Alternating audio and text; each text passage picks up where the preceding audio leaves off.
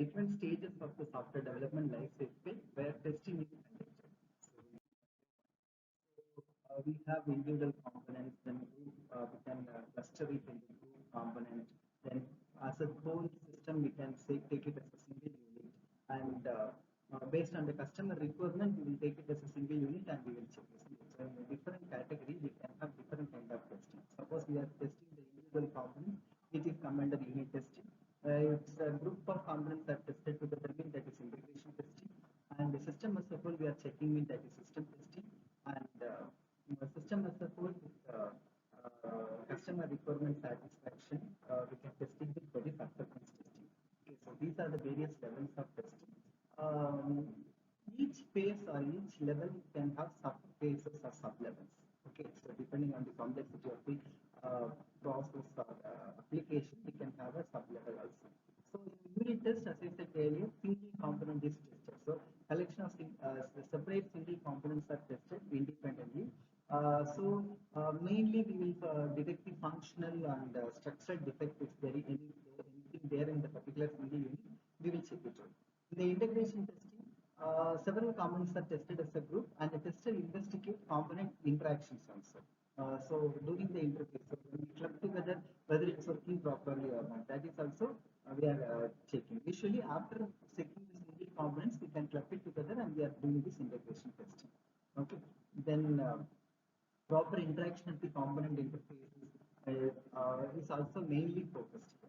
Then in case of system testing, it begins with all the components having integrated successfully. So we will have a single unit. As a whole, we have a single system, and we are doing the test in the entire resource.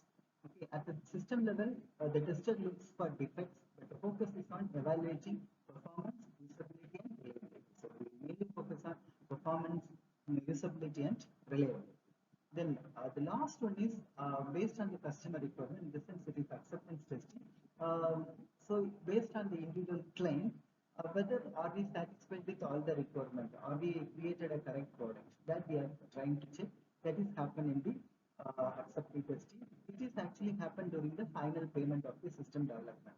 Depending on the quality of the software observed by doing the acceptance test, the client may get satisfied and he will give the final payment amount. But that is what happened in the industry. Okay. There are two major approaches to system development. One is a bottom-up approach, and another one is a top-down approach. Okay. It is actually supported by either procedural-oriented or object-oriented systems, and so we can, from the name itself, we can go from top to bottom or from bottom to top. Okay, the different nature of the code produced require tester to use different strategies to identify and test components and component code. System developed with procedural languages are generally viewed as being composed positive data and active procedures. Okay. The operations of the data may not be called upon into any specific order. So testing is the type of software means design an order of calls to the operations using various parameter values in order to reveal defects. So issues related to inheritance of operations also impact on testing definitely. Next, we'll elaborately discuss about unit testing.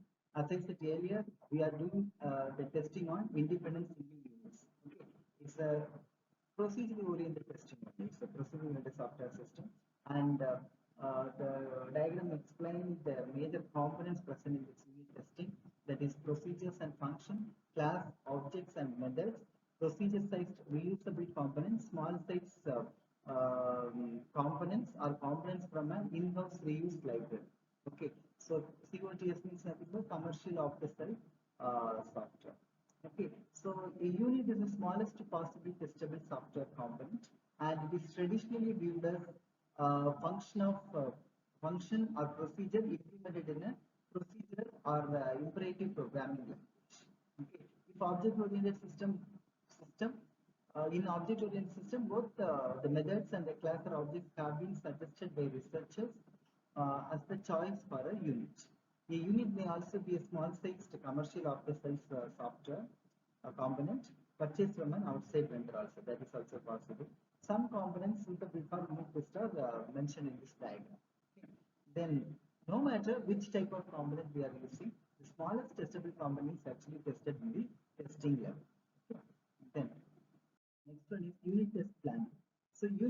planning in the sense, a general unit test plan should be prepared and a component of the component of the master test plan. So everything should be planned in proper. Okay, whether we are doing any kind of testing, proper initiative should be taken so that we can avoid last minute headaches. Documents that provides input for the unit test plan or the project plan, as well as the requirement specification and design document that describe the target unit. So everything needs to be ready before doing this unit test. So we have three phases actually. In phase one, describe unit test approach and risk. In this sense, in this phase of unit testing, planning the general approach to unit testing is outlined. So the test planner, he will identify the test risk, describe techniques for designing the test cases for the units, describe techniques for data validation and recording of test results, describe the requirements for test harnesses and other softwares that interfaces with the unit to be tested, right? So always the interface also should be taken care of, and any special objects needed for testing object-oriented units that also included. Okay, so during the phase, the planner also identify completeness requirement, what will be covered by the unit test and do what degree, whether in terms of state, functionality, control, and data flow patterns. The planner also identified termination condition for the unit test. This include coverage requirements, special cases in there. Special cases may result in abnormal termination of unit test, right? So these things should be documented and considered during the unit test. Then strategies for handling the special cases need to be documented. Finally, the planner estimates resources needed for unit test, such as hardware, software, staff, and develops a tentative schedule under the constraints identified at that time. Okay. Now, in the phase two, which identify unit features to be tested. So exactly this phase requires information from the unit specification and detailed design description. The planner determines which features of each unit will be tested. For example, either a particular function or performance requirements, state, and other transition, control structures, messages, and even data flow patterns. So everything we can consider and we can do testing in this phase two. If some features will not be covered by the test, they should be mentioned and the risk of not testing them to be assessed. That is very important. Input or output characteristics associated with each unit should also be identified, such as variables with an allowed range of values and performance at a certain level. The general unit test plan should be prepared and component of the master test. So that's all. These are the points happen in this phase two. In phase three, add levels of details to the plan. See, in this sense, in this phase, the planner refined the plan as produced in the previous two phases, because exactly in the previous two phases, like phase one and phase two, almost everything we planned, but we are fine tuning it or refining in the phase three. The planner adds new details to the approach, resource, and scheduling portions of the unit test plan. As an example, existing test cases that can be reused for this project can be identified and that can be utilized. Then, unit availability and integration scheduling information should be included in the revised version of the test plan. The planner must be sure to include a description of how test results will be recorded. Okay, the test related document that will be required for this task, for example, test logs and test incident reports, should be described and references to standards for those documents also provided. Any special tools required for the test also need to be described. The next step in unit test consists of designing the set of test cases, developing the auxiliary code needed for testing, executing the test, and recording and analyzing the